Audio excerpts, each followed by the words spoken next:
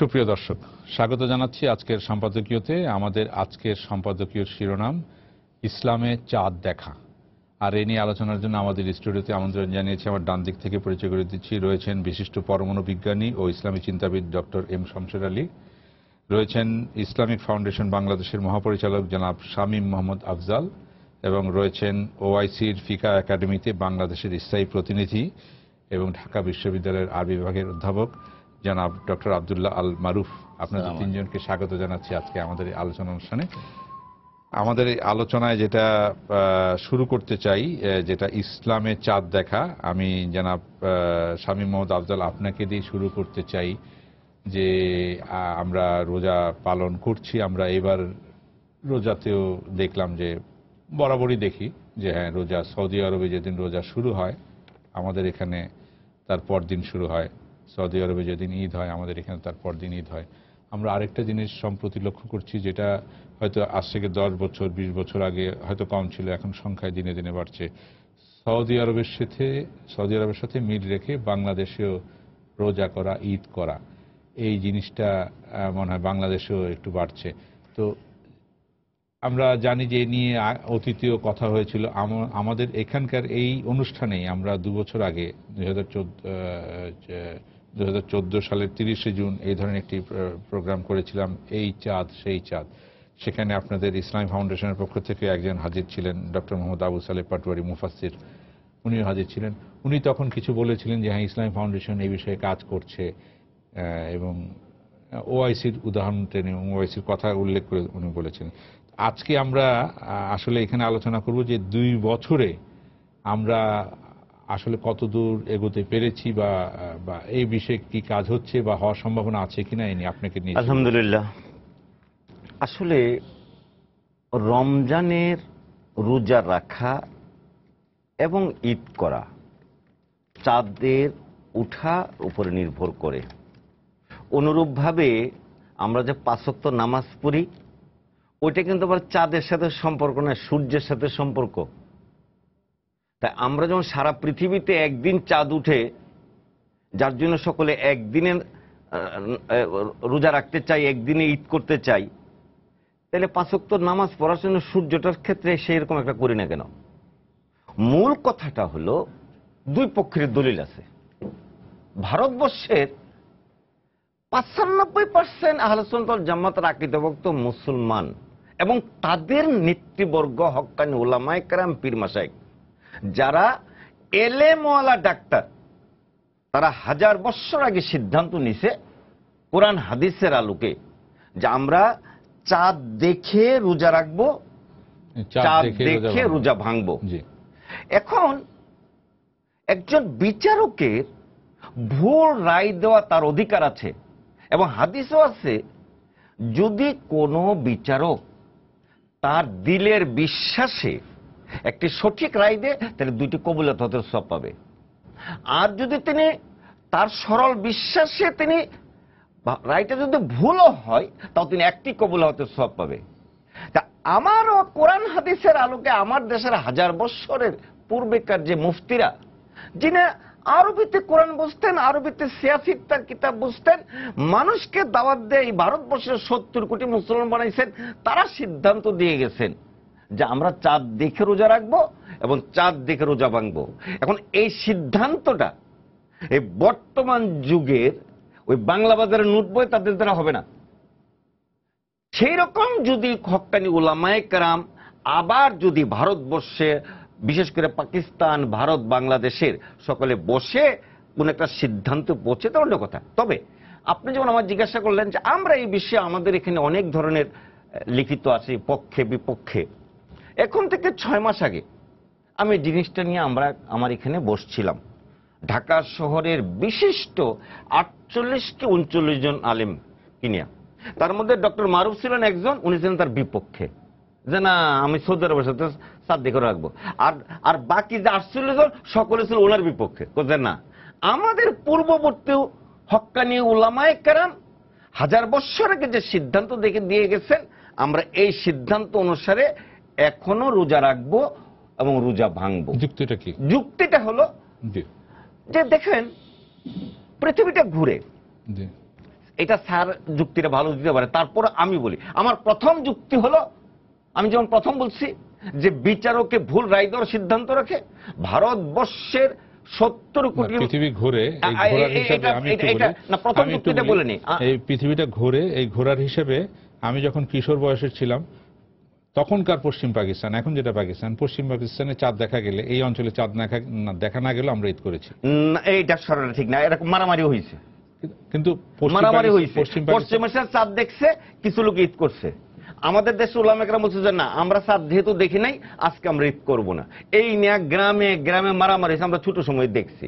আমি প্রথম বলছি হক্কানি উলামায়ে কেরামের সিদ্ধান্ত, এটা একটা সকলের জন্য মানা বাধ্য। 2 নাম্বার হলো পৃথিবীটা 24 ঘন্টায় ঘুরে। এখন পৃথিবীর 24 ঘন্টা যে মাথায় সর্বশেষে দেখা দিল, তার 24 ঘন্টা পূর্বে তার অতীত জায়গাটার মধ্যে চাঁদ দেখা গেছে। বা পূর্ব দিকে যদি 24 ঘন্টার আগে দেখি, সেই অনুসারে যদি আমি এই চাঁদ রোজাটা ভাঙ্গি, 24 ঘন্টা পরে পশ্চিমের যারা আছে তারা কি করবে? এখন ধরি মক্কা মিডলে আছে, মক্কাকে যদি আমরা মিডলে ধরি, তাহলে মক্কার 12 ঘন্টা এদিকে আছে, 12 ঘন্টা এদিকে আছে। মক্কা যখন চাঁদ দেখলো, এই বিষয়টা আপনি যে এখন যে বিষয়টা বলছেন, এই বিষয়টা অনেক বেশি জ্যোতির্বিজ্ঞানের বিষয় না? হ্যাঁ হ্যাঁ। তো এই বিষয়টার ব্যাখ্যা কি মানে পুরোপুরি হাক্কানি ওলামায়ে ওনারা দিতে পারবেন, না এখানে জ্যোতির্বিজ্ঞানের সাহায্য নিতে হবে? শুনেন, ইসলামের একটা পরিপূর্ণ জীবন বিধান, ইসলামের বিজ্ঞান ইসলাম থেকে আসছে। তাই ইসলামিক শরীয়তের একটা সিদ্ধান্ত শরীয়তের হক্কানি উলামায়ে কেরামরাই দিবেন। জ্যোতিষী বিদ্যায় তখন তারা, জ্যোতিষী বিদ্যায় যেহেতু অনেক মুসলমান আছে, তারা সে উলামায়ে কেরাম বলবে হুজুর এটা হলো এই জিনিস, এই জিনিস দেখেন, আপনি একটু বুঝতে চেষ্টা করেন, আপনি একটু নিতে পারেন কিনা। কিন্তু শরীয়তের সিদ্ধান্ত হক্কানি উলামায়ে কেরাম, মুফতি মুফাসসির আমি একটু আসি ডক্টর এম শামসুল আলীর কাছে। আপনি এই বিষয়ে কি বলবেন? বিজ্ঞান এবং একই সাথে ইসলামের চিন্তা বিধি হিসাবে আপনি এই বিষয়টিকে নিয়ে কিভাবে দেখছেন, কিভাবে বলবেন? আমি তো মনে করি যে কোরআন এবং হাদিসে দুটো জিনিসই যেটা বলা হয়েছে, দুটোই খুব পারফেক্ট। কোরআনের একদম পারফেক্ট, হাদিসও পারফেক্ট। যদি যে চাঁদ দেখে রোজা রাখো, চাঁদ দেখে ঈদ করো, রোজা ভাঙো। আবার উল্টো ভাবে চাঁদ না দেখে রোজা রেখো না, চাঁদ না দেখে ঈদ করো না। ঠিক আছে, এখন কথা হলো যে চাঁদ দেখা কমিটি, তারা চাঁদ দেখে না, তারা একটা বসে চাঁদের খবর নেয় একটা মিডিয়ার মারফত, যে কোথা থেকে লোক এসছে। যেমন গতকালকেই আমরা প্রথম ফেনীর বরাত দিয়ে আমরা মিডিয়াতে প্রথম বলেছি যে চাঁদ দেখা গেছে। সেটা চাঁদ দেখা কমিটির মিটিং শুরু হওয়ার আগে গেছে। এই মিডিয়া তখন ছিল না, যখন এটি চালু হয়। হাদিসের যে কথা ছিল তখন, সেই সময় পাহাড়ের এপারের লোকেরা পাহাড়ের ওপারের লোকেদের খবর জানতো না। একটা হাদিস আছে, এক দল আসলো নবী করিম সাল্লাল্লাহু আলাইহি সাল্লামকে, বললেন তো কি তোমরা ঈদ করে ফেলেছো? ওরা জিজ্ঞেস করে জানলেন ঈদের। হ্যাঁ, তখন দুটো প্রশ্ন করেছিলেন, তোমরা আল্লাহকে মানো? হ্যাঁ। রাসূলকে মানো? হ্যাঁ। যেই বললেন তখন তার লোকজনকে বললেন যে ঠিক আছে, এখন তোমরা রোজা ভেঙে ফেলো, আমরা ঈদ করবো। তো কথা হলো তখন ইনফরমেশনটা ছিল না। আর কোরআনে এত চমৎকার ভাবে আছে, দেখেন যে সূর্য এবং চন্দ্র দুটোই ঘোরে। আমরা এই নবচন্দ্র সম্পর্কে 2 নম্বর সূরার বাকারার 100 নম্বর আয়াতে বলা হয়েছে, ওরা আপনাকে জিজ্ঞাসা করে নবচন্দ্র সমূহ সম্পর্কে, 12টা মাস। সেই জন্যে বলেন ইয়াসালুনাকা আলিল আল্লাতি কুল, তারপর বলছেন কুল হিয়া মাওয়াকিতু লিন-নাসি ওয়াল হাজ, মানব জাতির জন্য, শুধু মুসলমানদের জন্য। নবচন্দ্র সবাই একটা চন্দ্রের হিসাব মেনে যারা চলে, হিন্দুরা চন্দ্রের হিসাব মেনে চলে, অন্য জায়গায় চন্দ্রের। কিন্তু কথা হলো নবচন্দ্র যেটা আছে, নবচন্দ্র যখন একটা জায়গায় কমপ্লিট ডার্কনেস, তারপর নবচন্দ্র উঠে গেল, সেখান থেকে কিন্তু আরেকটা জায়গায় আছে, এই মাস যে সাক্ষ্য পেলে, এই রমাদান মাস, আগে তো রমাদান মাস, তারপর না রোজা, রমাদান মাস যে সাক্ষ্য পেল সেই জন্য রোজা রাখে। তো রমাদান মাসের সাক্ষ্য একটা জায়গায় চাঁদ উঠে গেলে, এই রমাদান মাস তো আমাদের শুধু আমাদের জন্য না, সারা পৃথিবীর লোকদের জন্য রমাদান মাস। তাহলে রমাদান মাসের সাক্ষ্যটা ওখান থেকে পাওয়া গেল। আমি আরেকটি যুক্তি বলছি, যে ধরুন সমস্ত ওয়ার্ল্ড মুসলিম হয়ে গেল, একটা there is only one government, one country, one law. তাহলে এক জায়গায় দেখে ফেললাম, কি করবে? আমার তো এক্সপেন্স অনেক বেশি, তা আমার সব সাক্ষ্যটা বিশ্বাস করতে হবে যে না, এটা আমি করব। যখন পাকিস্তান আর আমরা একসঙ্গে ছিলাম, তখন আমাদের এখানে দেখলে, ওদের ওখানে দেখলে, যখনই দেখুক 1000 মাইল দূরত্ব। এখন আমাদের দেখেন, আমাদের বাঁয়ে আছে ইন্দোনেশিয়া, সেখানে আমাদের চেয়ে মুসলমান সংখ্যা আমাদের চেয়ে অনেক বেশি। আবার আমাদের ডানে মিডল ইস্ট, তারপরে আমাদের মানে আমাদের পূর্বে গতকালকের কথাই যদি ধরি, মানে এইবারের রোজার কথা যদি ধরি, বিষয়টি হচ্ছে যে ইন্দোনেশিয়ায় রোজা শুরু হয়েছে সৌদি আরবের সাথে, এবং এটা আমাদের পূর্ব দিকে, হ্যাঁ, এবং আমাদের পশ্চিম দিকেও রোজা শুরু হয়েছে আমাদের আগে। তো এটা প্রায় প্রতি বছরই হচ্ছে। এটা আমেরিকায় একসময় ছিল যখন দুটো গ্রুপ ছিল, কিন্তু ওরা এই আলোচনার মাধ্যমে বুঝতে পেরেছে যে না, এটা একসময় দেখা। আরেকটা কথা বলি, ধরেন যে চাঁদ দেখা কমিটির লোকেরা রোজা চাঁদ দেখলো, তারা কি দিয়ে দেখলো? একটা লেন্স দিয়ে দেখে, সেটা হলো নিজের লেন্স। ওটা যখন কুলায় না, তখন দেখে একটা ছোট লেন্স ব্যবহার করে, চশমা। আমরা যখন এখানে 4 জনই আমরা চশমা পরে আছি, তা আমরা 4 জনই চশমা পরে, আমাদের যদি কোনো একটা দেখা হয় তো বলবে না কেউ যে ওটা ভুল দেখেছো তোমরা। তো এইটা হলো একটা ছোট লেন্স দিয়ে দেখেছি। চাঁদ দেখা কমিটি কাউকে জিজ্ঞাসা করে না, হ্যালো তুমি কি এই লেন্স দিয়ে দেখেছিলে না খালি চোখে দেখেছে? খালি চোখে দেখার কথা বলা নাই, আর সবাইকে দেখার কথা বলা নেই, সুতরাং দেখে ফেললো। এখন যদি এই লেন্সটা আমি একটা বড় লেন্স করি, what is wrong with it? আজকে আপনি অ্যাস্ট্রোনমির কথা বলছেন, দুঃখ হবে এই অ্যাস্ট্রোনমির যে সমস্ত লোক করেছিল, পৃথিবীর লোকে তাদের কত সম্মান করেছে জানেন? 1935 একবার, 1971 একবার, এই এক গাদা আমাদের ইসলামিক যারা অ্যাস্ট্রোনমিস্ট, তাদের নামে চাঁদের ক্রেটার তৈরি করেছে। তো তারা তো অ্যাস্ট্রোনমির লোকেরা একটুখানি বলবে যে আমরা এত করলাম, আর এখন অ্যাস্ট্রোনমি অন্যরা ব্যবহার করছে, আর আমরা অ্যাস্ট্রোনমি কিসের জন্য এত ডেভেলপড হয়েছিল? অ্যাস্ট্রোনমি ডেভেলপড হয়েছিল এই জন্যে যে এই সময়টা ঠিক মতো গণনা করে আমার জীবনে, আমার কালচারাল প্র্যাকটিসে, আমার ধর্মে আমি সবসময় সময় গণনা করি। সময় গণনা করবার থেকেই কিন্তু ইসলামের এই তাগের দিকেই কিন্তু তারা করলো। এই যে বললো, এটা বলুন, আপনি বলুন, এগুলো যে মাসসমূহ আরম্ভ করার মাধ্যম পুরো মানব জাতির জন্য এবং হজের জন্য। তো আমরা এটা খুব অবাক কাণ্ড, ওখানে দেখি আরাফার মসজিদে সব আছে, এখানে বসে আমরা হাত তুলি, মনোজাত করি, তারপরে যখন হজ হয় তখন বলি না আজকে হজ করবো না, পরের দিন। এটা একটা জিনিস যে আমরা অ্যাস্ট্রোনমিটাকে যদি মানি, বলা নেই যে খালি চোখে দেখতে হবে, এটা যদি আমরা অ্যাস্ট্রোনমিকে মানি, আজকে কোথায় কখন কোন দিন, আওয়ার, মিনিট, সেকেন্ডে আমরা বলে দিতে পারি চাঁদ কোথায় কি হবে। এবং এটা কোনো চ্যালেঞ্জ না, ইট ইজ রুলস, আল্লাহ তাআলাই বানিয়েছেন এগুলো। এই যে গ্রুপ পরিবহন করছে, এগুলো কোনো সায়েন্টিস্ট এগুলোকে বানায় নাই। সায়েন্টিস্ট আমরা কোনো নিয়ম বানাই না, আমরা আল্লাহর নিয়মটাকে আমরা আবিষ্কার করি। তো সেই মুসলিমসরা বা সোবেরি যাদের নামে চাঁদের ক্রেটার হয়েছে, তারা অ্যাস্ট্রোনমিটা এত করেছে, এত ডেভেলপ, সেই অ্যাস্ট্রোনমি অনুসারেই কিন্তু এখনকার যে সমস্ত ইয়াঙ্গার জেনারেশন এটা বুঝতে পারছে যে না, দেখা কথাটা ঠিকই, চাঁদ দেখা, তবে কথা হলো আমার ভাইদের মধ্যে কেউ একজন দেখলে এই দেখাটা ঠিক হবে। আমি লাস্টে আরেকটা কথা বলছি, উনি যে আলেমদের কথা বললেন, আলেম তো সারা পৃথিবীতে আলেম আছে, এবং যেখানে রাসূল জন্মেছিলেন সেখানে আলেম আছে।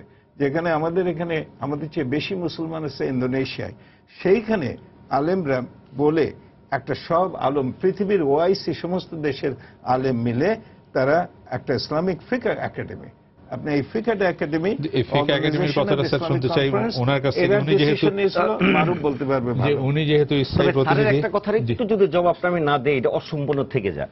যেমন স্যার বলছেন যে বাইতুল মুকাররমে বসে আমরা নিজেরা কেউ চাঁদ দেখি না, এটা বিভিন্ন ডিসিতে খবর নেই। একটা রাষ্ট্রের মহামান্য রাষ্ট্রপতি হল রাষ্ট্রের প্রতীক, প্রতিটা জেলার জেলা প্রশাসক রাষ্ট্রপতিকে, মহামান্য রাষ্ট্রপতিকে রিপ্রেজেন্ট করে। জি, তাদের কাছ থেকে আপনার খবর পান। সেই জেলার জেলা প্রশাসক এবং আমার ইসলামী প্রশাসন ডিডি সহ সেখানকার ওলামায়ে কেরামের একটা কমিটি আছে। এরকম 64 জেলায় কমিটি আছে। ওলামারা দেখেন না, দেখে সাধারণ মানুষ। যে যদি দেখা যাক, না না না, there is a difference. আমরা এখন চাঁদ দেখা কমিটির বিষয়টি এইভাবে আলোচনা না করে আমরা দেখতে চাই যে এই বিষয়টি নিয়ে ওআইসিতে আমরা নিজেরাও ওআইসির মেম্বার, বাংলাদেশ ওআইসির মেম্বার, 57টা দেশের মধ্যে বাংলাদেশ একটা দেশ। স্যার যেটা বলছিলেন, ওআইসিতে একটা রেজলিউশন কমিটি হয়েছে, একটা রেজলিউশন হয়েছে, আপনি এখানে প্রতিনিধিত্ব করেন, আপনি কি বলবেন? বিসমিল্লাহ, আলহামদুলিল্লাহ, ওয়াসসালাতু ওয়াসসালামু আলা রাসূলিল্লাহ ওয়া আলা মা বা'দ। বিষয়টি আলোচনার অনেক দিগন্ত আছে। আপাতত আমি আপনার কথা দিয়ে শুরু করি যে ওআইসির কি সিদ্ধান্ত। ওআইসি এই বিষয়টি নিয়ে বহু দেশে, যেমন ইস্তাম্বুলে, কখনো মালয়েশিয়াতে, বিভিন্ন জায়গাতে মুসলিম স্কলার্সদের নিয়ে অনেক আলোচনার পর 1986 সালে তারা একটি সিদ্ধান্ত গ্রহণ করেছেন। এই সিদ্ধান্তটা আছে আরবিতে, ইংলিশ তাদের কাছে আছে, আমি এটা পড়ি যে ইজা সাবাতা রুইয়াতু ফি বালাদিন ওয়াজাবা আলাল মুসলিমিনা ইলতিজামু বিহা। যদি কোনো একটি শহরে চাঁদ দেখা প্রমাণিত হয়, এটা সমস্ত মুসলমানের উপর এটা অনিবার্য হয়ে পড়বে। লা ইবরাতা লিল ইখতিলাফিল এটা ওআইসি সিদ্ধান্ত। ওআইসি সিদ্ধান্ত। চন্দ্র উদয়স্থলের কোনো ধর্তব্য নাই। লিউমুমিল খিতাব বিল আমরি বিস-সাওম ওয়াল ইফতার। সৌম এবং ইফতারের যে আদেশ রাসূল সাল্লাল্লাহু আলাইহি ওয়াসাল্লাম দিয়েছেন যে চাঁদ দেখে রোজা রাখো, এটির অ্যাড্রেসই অর্থাৎ যাদের উদ্দেশ্যে বলা সেটা ব্যাপক, এটাকে কোনো দেশ বা কোনো লোকের সাথে খাস করা হয়নি। সানিয়ান, সেকেন্ডলি, ইয়াজিবুল ইতিমাদু আলা রুইয়া, চাঁদ দেখতে হবে। ওয়া ইস্তাআনু বিল হিসাবিল ফালাকি ওয়াল মারাসিদ। তবে এই বিষয়ে জ্যোতির্বিজ্ঞান এবং বিভিন্ন পর্যবেক্ষণ টাওয়ারের বৈজ্ঞানিক ইকুইপমেন্টসের সাহায্য নেওয়া যাবে। মুরাআতান লিল আহাদিস নববিয়্যা ওয়াল হাকাকিল ইলমিয়া। এতে করে আল্লাহ নবীর হাদিস এবং বৈজ্ঞানিক ফ্যাক্টস দুইটার ভিতরে একটা সমন্বয় হয়ে যাবে। আচ্ছা, মারুফ বলার আগে আমি এটা ইংলিশ ট্রান্সলেশনটাকে একটু বলে দেবো। এটা দুটো আছে। এটা first, if sighting of the crescent is established in one country, all Muslims must abide by it. এটা হলো the recommendation resolution, এবং ওআইসি এটা নিয়েছে। The difference in horizon is not relevant because the ordinance for starting and ending the fasting is universal. Second বলছে, it is mandatory to accept the sighting. However, one may get assistance from astronomical calculation and observatories with due consideration to the sayings of the Prophet sallallahu alaihi wasallam, peace be upon him, and scientific facts. তো উলামারা যে scientific facts এর বাইরে তা না, এবং ওলামা সারা পৃথিবীতে যত ওলামা আছে, আমাদের বাংলাদেশের ওলামার চেয়ে অনেক বেশি ওলামা আছে।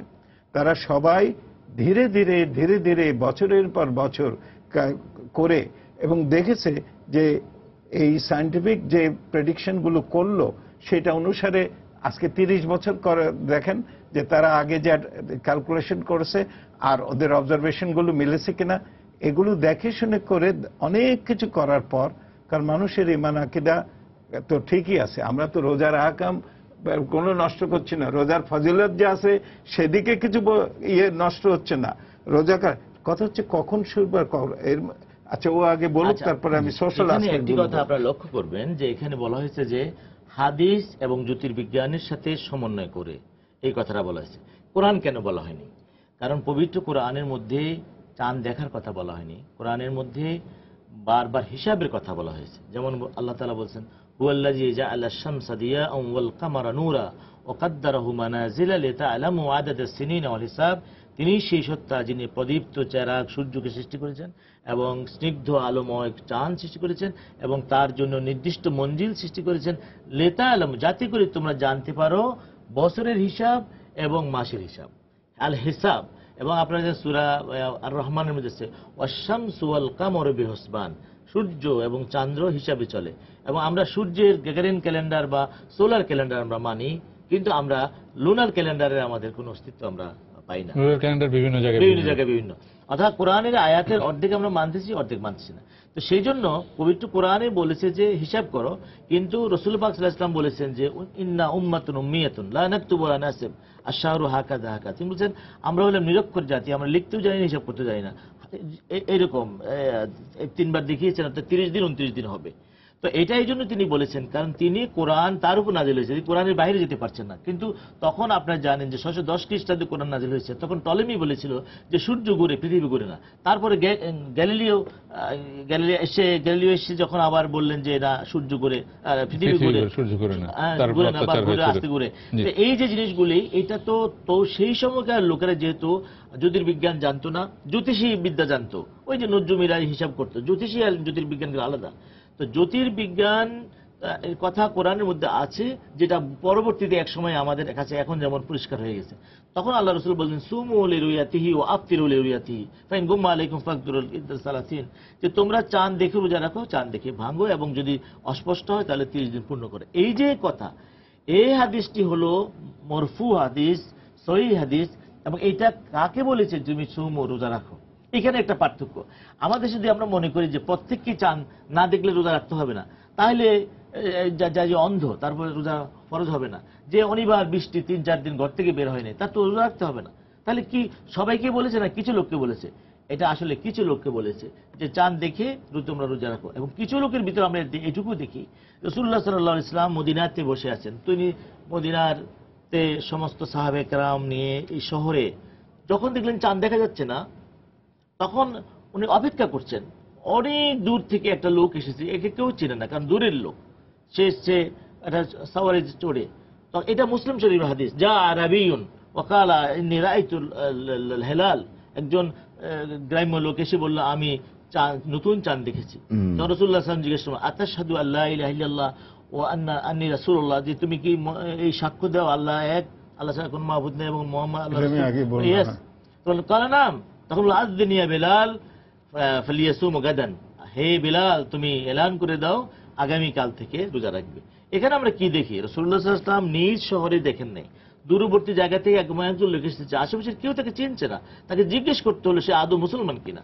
তখন তিনি তার একজনের কথায় এই একটা ঘোষণা দিয়ে দিলেন। এই যে একজনের, এই জন্য ফিকহের মধ্যে বলা আছে যে যদি আকাশ অপরিষ্কার থাকে তাহলে একজনে সাক্ষ্য দিয়েই কিন্তু শুরু করা হবে। এবং সবচেয়ে গুরুত্বপূর্ণ বিষয়টা হলো যে আমরা কোরআন সুন্নাহ নিয়ে এখন আমরা এত বছর পরে যে আমরা গবেষণা করব, ভালো কথা, কিন্তু এই বিষয়ে 4 মাযহাবের যে ইমাম আছেন তারা একমত হয়ে গেছেন কত আগে। ইমাম আবু হানিফা বলেছেন, ইমাম আহমদ ইবনে হাম্বল, ইমাম মালিক, এই 3 জন বলেছেন কি, যে পৃথিবীর কোথাও যে চাঁদ দেখা প্রমাণিত হলে সেটা বিশ্বস্ত সূত্রে, নির্ভরযোগ্য সূত্রে যতদূর যাবে ততদূর সবাই ওই প্রথম। কিন্তু এটাই তো আবার উনি বলছেন যে ভারতবর্ষের ওলামারা এটা মানছেন না। কথাটা এই কথাটা আমি ওনার কথা শেষ করে দিচ্ছি।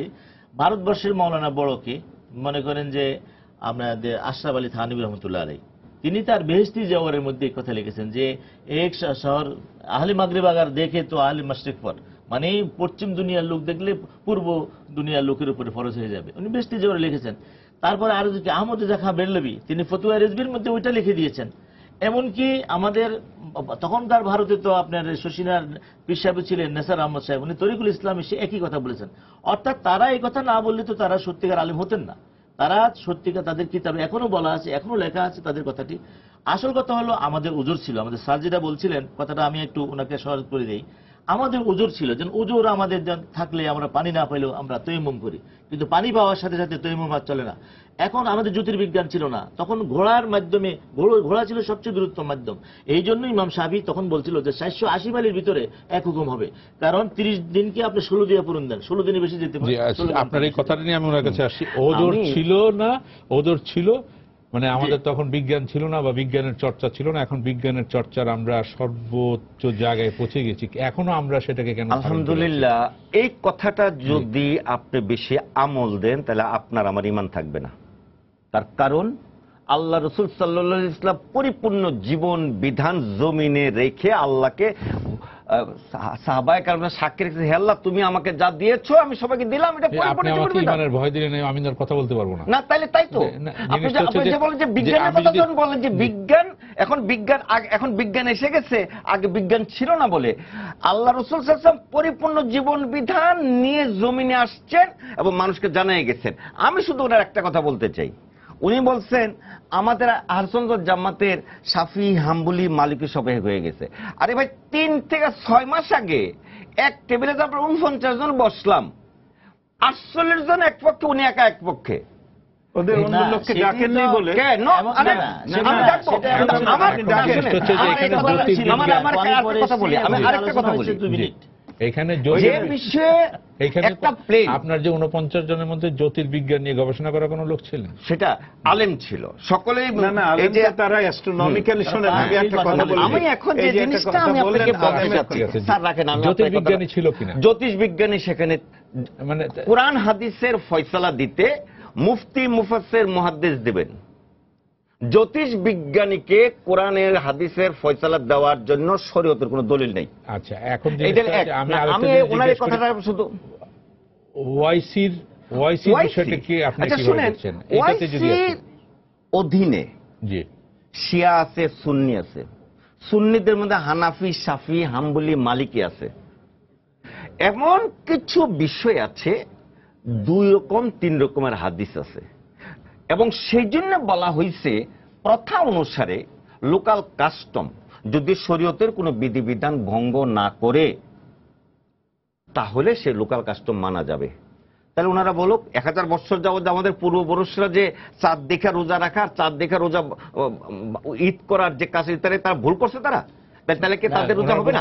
প্রশ্নটা হলো ওজোর ছিল প্রশ্নটা হলো সেটাই জি যে উলামায়ে কেরাম কিছু বিশেষ সিদ্ধান্ত দিবে, পাইলটে প্লেন চালাবে, সকল যাত্রী প্লেন চালাবে না।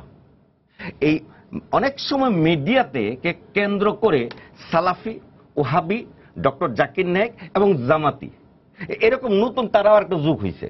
সাধারণ মানুষকে প্রপাগান্ডা বাড়ানোর জন্য মসজিদে মসজিদে লিফলেট বিলি করে। আরে ভাই তোমরা সেটা মনে করো না, তোমরা উলামায়ে কেরামরা একসাথে বসো, বসে সিদ্ধান্ত নিয়ে এটা হানাফি, শাফি, হাম্বলি, মালিকি সহ সকল গ্রুপের উলামায়ে কেরামরা একসাথে বসে পরে মসজিদে মসজিদে লিফলেট বিলি করো। আর এছাড়া যদি লিফলেট বিলি করো এটা অন্যায় হবে। টেলিভিশনে বিতর্কিত বিষয়ে টকশো করে, ধর্মীয় বিতর্কিত টকশো করে, কারণ এটা আপনিও তার মুফতি না, আমিও মুফতি না। যারা নাকি এটা মুফতি, যেমন আমি ইসলামী ফাউন্ডেশনের প্রতিষ্ঠান, এই বিষয়ে ফয়সালা করার জন্য আমি সকল পক্ষের আলেম, উনি আনুক 100 জন আনুক, আমি 100 জনকে পয়সাও দেব তাদের দৈনিক খরচ সহ, তারপর অন্য পক্ষের তারা সবাই মিটাকে সিদ্ধান্ত দেখ, তারপরে সেটা আমরা টেলিভিশন এই বিষয়টি নিয়ে আলোচনা হয়েছে কিনা? আলোচনা হয়েছে, আলোচনা হয়েছে।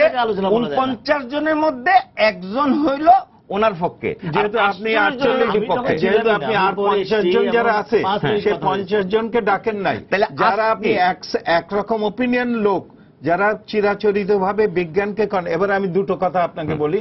ওনার ইয়েতে আমি সমস্ত, আমি কি মনে করেন মুসলমান আমি হাদিস মানি না, আমি কোরআন মানি না, পরিপূর্ণভাবে মানি, আবার আমি বিজ্ঞানও মানি, as long as there is no ঠক্কর লাগে। কিন্তু আমি এটা বলি, উনি যে বললেন যে বিজ্ঞানের যুগে আলেমরা করছে, বিজ্ঞানের সাহায্য নিয়েই তো আলেমরা চলছেন। যদি আজকে টেলিফোন না থাকতো, তো ওই বগুড়ার লোকটা যে চাঁদ দেখেছে, মোবাইল না থাকতো, এই খবরটা উনি কি করে জানতেন? আচ্ছা এটা বলেন, এটা জানতে পারতেন না, আজকে জানতে পারতেন না। আজকে আমরা ঘড়ি না থাকলে আমি ওইটাতে আসছিলাম যে ঘড়ি এখন কি এক সময় ছিল যখন আমরা ছায়া দেখে, দ্যাট ওয়াজ ভেরি সায়েন্টিফিক, লোকে বুঝতো না, কারণ 12টার সময় ছায়া ইজ এ প্রজেকশন। এই যে এখানে একটা হলো, এর প্রজেকশনটা কি, এখান থেকে একটা পারপেন্ডিকুলার টানেন, এখান থেকে একটা পারপেন্ডিকুলার টানেন, এর প্রজেকশন হলো এইটুকু। যখন এইরকম হয়ে যায় প্রজেকশন 0, কিরকম কত সায়েন্টিফিক কথা বলেছে দেখেন, যখন ছায়া থাকবে না, এখান থেকে পারপেন্ডিকুলার আর এটা থেকে পারপেন্ডিকুলার দুটো থাকলে এর projection 0, because both are in the same line and perpendicular to the earth, so projection 0.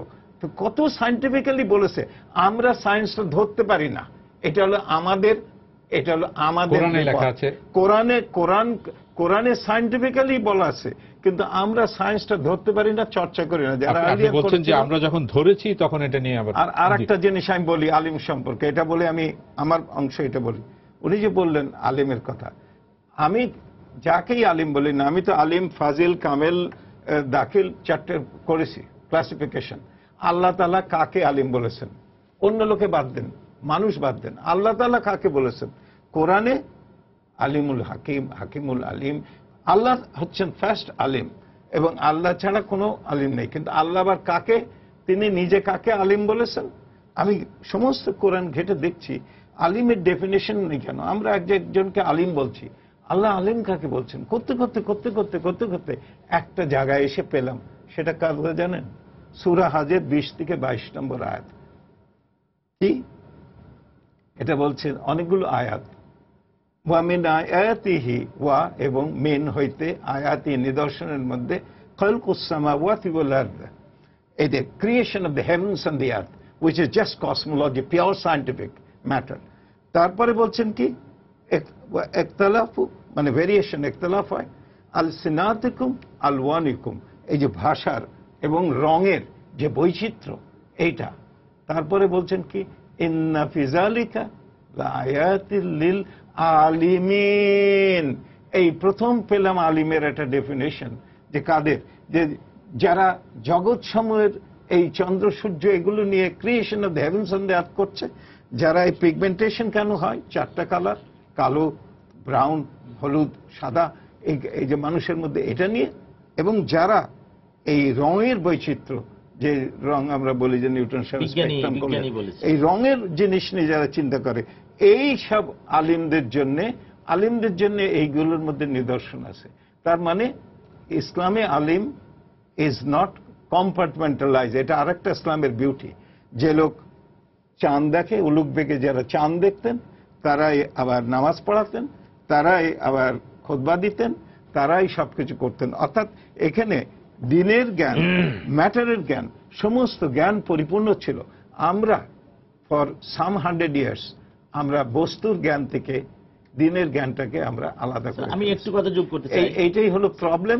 নইলে আজকে যে এটা বলুক, কেউ বলুক যে এখানে এই ফিকা কমিটিতে যে আলেমগুলো ছিল, গ্র্যান্ড মুফতি ছিলেন, দে ওয়ার গ্র্যান্ড মুফতি অফ দি ওয়ার্ল্ড। তারা কি এই সায়েন্সের প্রতি মানে আপনি যে বলছেন ফিকা কমিটিতে গ্র্যান্ড মুফতি ছিলেন, বাংলাদেশেরও ফিকা কমিটির একজন প্রতিনিধি মহামান্য রাষ্ট্রপতির মাধ্যমে ওনার নাম গেছেন, আমি তো ওনার নাম পাঠাইছি। আপনি জানেন সৌদি আরব এখন যে মানুষ কোরআন শরীফ পড়তে জানে না, অনেকে কেন জানেন না? না, কথাটা আমাকে শেষ করতে হবে। আসামের বাংলা সরাসরি কখ দিয়ে লেখে, আসামের বাংলা বই অনেক আমার দেশের বাঙালিরা 25% বুঝবে না। কোরআন হলো আরবের মূল ভাষা।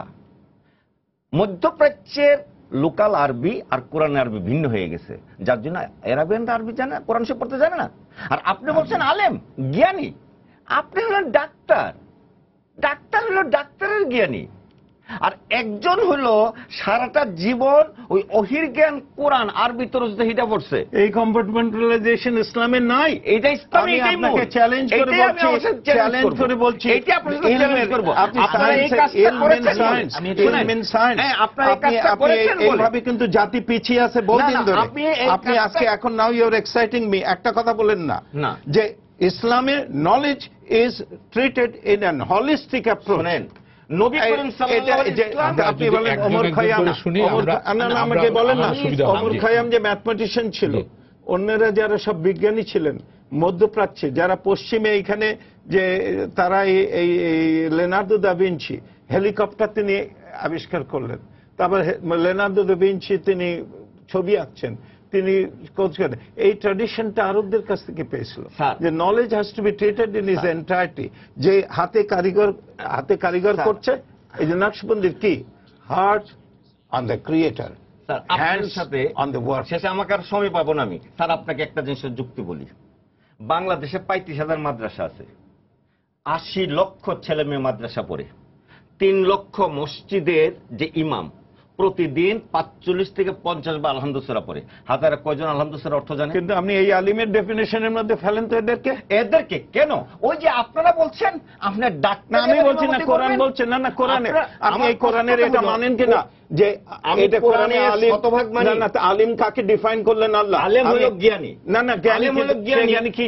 কেউ জ্ঞান অর্জন করে এলহাম ওহী সংক্রান্ত চিন্তা ভাবনা করে, কেউ চিন্তা করে রিকশা বানানো, কেউ চিন্তা করে খাদ্য না তৈরি কিন্তু করে। এখানে আলেমকে কিন্তু কাকে তাকে- বললেন? No, এখানে তবে রেফারেন্সটা দিলেন, আমরা তো আমাদের আলোচনা পরিভাষায়- করছি। আজকে শুনেন, আমাদের পরিভাষায় আলেম আজকে তো আমরা শব্দটা- আলোচনা আমার করছি। শুনেন, আলেম আজকে তো হলো আমরা জ্ঞানী, না আলেম হলো জ্ঞানী। আজকের আলোচনা আনেন, আজকে সময় গণনার কথা বলছেন। না, আমি সেটাই বলছি। আমি সময় গণনার কথা আমি- বলছি। লেট আস বি ভেরি, এভাবে আলোচনা করলে এই জন্যই কেন আলোচনায় আমি ফল তাহলে পাওয়া যায় না? আমি একটা It must ফয়সালা be দিই, focused. আমি একটা ফয়সালা দিই আপনাকে আমি বলি যে- আলোচনা করার ক্ষেত্রে, সময় গণনার ক্ষেত্রে বললাম, আমি একটা কোরআনের স্টেটমেন্ট বললাম যেখানে আল্লাহ বলছেন যে এই যে আকাশ পৃথিবীর the creation of the heavens and the earth, রঙের, অর্থাৎ যেখানে পিওর সায়েন্সের কথা বলছেন, এই পিওর সায়েন্সের মধ্যে এদের, এই আলিমদের মধ্যে এই জিনিসগুলো তাদের মধ্যে নিদর্শন। আসলে কোনো বিভেদ নাই, কারণ আলেমরাও কিন্তু এখন পৃথিবীতে বিজ্ঞানকে বাঁচতে গেলে নিচ্ছে। আপনাকে প্রথম আমি একটা অফার দেই।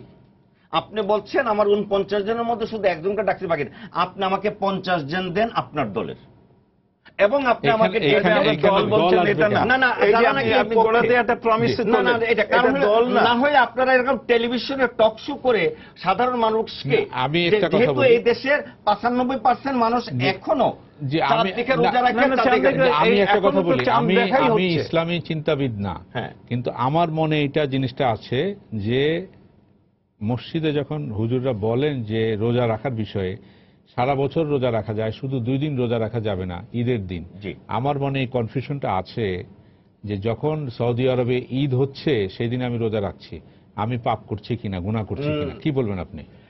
শুনেন, দিনের মানে ফয়সালা আমি কেন দিবে বলি, দিনদার আলেম। আমি কেন বলি ইন্দোনেশিয়া, এটা আমি বলি- ইন্দোনেশিয়া আমার পূর্ব দিকে, ইন্দোনেশিয়া আমার পূর্ব দিকে, সোজা সৌদি কথাটা আরব আমার হলো, পশ্চিম দিকে, যেমন মাঝখানে আমি ওদিকে হচ্ছে, এদিকে ইন্দোনেশিয়ার আমি রোজা মধ্যে দিয়ে রাখছি। আপনি চলবে। এখানে বসে এই যে টক শোটা করতেছেন, জি, লাইভ যাচ্ছে, আপনি এখানে বসে কিন্তু কিছু কিছু জিনিস নিয়ন্ত্রণ করতেছেন, এটা কিন্তু আমি করতেছি না। তাই আপনার লাইনে আপনি এক্সপার্ট। দিনের লাইনের আলেম আর ইঞ্জিনিয়ারিং লাইনের আলেম এক নয়। দিনের লাইনের আলেম তিনি যিনি আরবিতে রচিত কোরআন এবং আরবিতে রচিত সিয়াসিত্তার কিতাব পড়ছে, দিনের লাইনের আলেম যে ওনার ভিতরে আমি কি জ্যোতির্বিজ্ঞান দেওয়াটা পাপ হবে? আমি সেটা আচ্ছা, পাপ আমি- বলছি না। আমি তো- তবে উনি জ্যোতিষবিদ্যা, যেহেতু না, জ্যোতিষী আর জ্যোতির্বিজ্ঞান আলাদা। জ্যোতিষী হলো এখানে বলে দেয় যে কোন গ্রহের এখানে তোমার হাতে ভাগ্যে কি হবে, ওটা জ্যোতিষী। মাননীয় মহামান্য প্রধান বিচারপতি সিদ্ধান্ত দেন, ওনাকে কিন্তু 1000 উকিলের সাহায্য করেন, সাহায্য করতে পারবেন, জি। কিন্তু সিদ্ধান্ত আচ্ছা, দিতে এখন পারেন না। আমরা এই বিষয়টাতে আসি, সাহায্যের বিষয়টাতে আসি। সাহায্যের বিষয়ে আপনি যেটা এতক্ষণ বললেন, সাহায্যের বিষয়ে আমাদেরকে সাহায্য করেছে ওআইসি। আপনার কতদূর এগিয়েছেন সে আপনি সাহায্য? ওআইসি, জি, ওআইসির সদস্য আমার দেশও। জি, আমার দেশে বিশেষ করে বাংলাদেশ, ভারত, পাকিস্তান আর ইন্দোনেশিয়া এলাকা মিলাইয়া পৃথিবীতে 110 কোটি লোক আছে, আর এন্টার মধ্যপ্রাচ্যে আছে 38 কোটি লোক।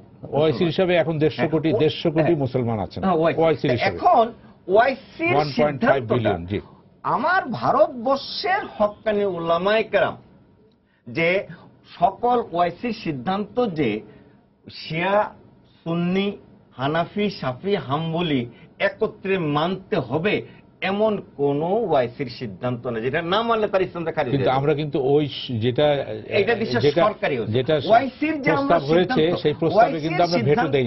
সরকার, এই প্রস্তাবে আমরা ভেটো দিইনি। বাংলাদেশের যে সিগনেটারি টু ওআইসির এই সিদ্ধান্তটা হলো সরকার। যেমন মনে করেন নারী নীতি নিয়ে, আমরা নাই নীতি না, আজকে এটা সাথে জড়িত। আমার নারী- দেশের আজকে সরকার এটা অনেক জেনেভাতে বড় বলছে আলোচনা বিষয়। যে না, এই বিষয়গুলোর সাথে আমরা ইসলামিক কান্ট্রি আমরা একত্রতা পোষণ করি না, ইহা ছাড়া অন্যের সাথে করি। কিন্তু ঠিক। এটার ক্ষেত্রে কি বলা আছে? এটার ক্ষেত্রে এই ধরনের যে ওআইসির এই সিদ্ধান্তটা, এই সিদ্ধান্তটাকে মানব কি মানব না, এই দেশের উলামায়ে কেরামগণ এখনো সর্বান্ত করার সিদ্ধান্তে পৌঁছতে পারে একটা ডেভেলপমেন্ট বলি। এটা ওলামাদের আমরা একটা জেনারেল একটা মিটিং হচ্ছিল, ওখানে কমোডর জিলানি উনি একটা, আমি বললাম আপনি বলেন, আমি তো বলেছি আপনি বলেন, তো উনি জেলানি সাহেব একটা পাওয়ার পয়েন্ট প্রেজেন্টেশন দিলেন এবং ওখানে প্রায় 100 জন আলেম এসেছিল। তো ওরা কিন্তু বলল কি, আমরা তো আগে ভালো করে জিনিসটা বুঝতাম না, এখন যখন আপনি ভালো বুঝলেন এটা চিন্তা করার বিষয় আছে, দ্যাট ইজ সায়েন্টিফিক। আমি রাতারাতি চেঞ্জ আচ্ছা, করতে আমি বলছি এটা না। করার আমি বিষয় আছে, সেই কথাটা আমি ফলো বলছি। করি। আমি ওনাকে একটা জিনিস জিজ্ঞেস করি যে ঘড়ি দেখে নামাজ পড়া, এটা তো কোথাও ঘড়ি ছিল না, তাহলে এটা তো বেদাতের পর্যায়ে পড়ে যায়। তো এখন এটা বেদাত, ইনভেনশন, ঘড়ি ইজ এন ইনভেনশন।